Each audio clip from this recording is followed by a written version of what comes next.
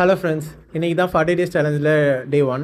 இன்றைக்கி காலையில் எழுந்து மணிப்பு வீடியோலாம் ஷூட் பண்ணி முடிச்சுட்டு சேலஞ்சுக்கு உடம்பு காமிச்சிட்டு இருந்தேன். ஆக்சுவலாக இந்த ஷார்ட் வைக்கிறதுல எனக்கு அவ்வளோ இன்செக்யூரிட்டி இருந்தாலும் பரவாயில்ல, நம்மளை பூஸ்ட் பண்ணுன்றதுக்காக வச்சுருக்கேன்.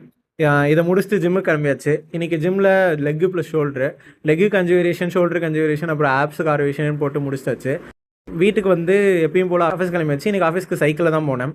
ஆஃபீஸ் போய் தான் ஃபஸ்ட்டு மீல் 6 எக் ஒயிட்ஸ் அப்புறம் பழைய சோறு. சரின்னு அப்புறம் போய் ஒர்க் ஸ்டார்ட் பண்ணியாச்சு.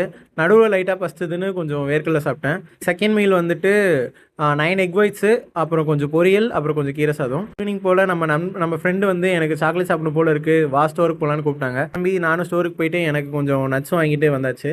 இவர் நம்ம நண்பர் தான். இவர் வந்து டிவிக்கு கோட்டு போடணுமா வேணாமா அப்படின்னு கன்ஃபியூஷனில் இருந்தார். சரின்னு அவரை பேசி கன்வின்ஸ் பண்ணியாச்சு.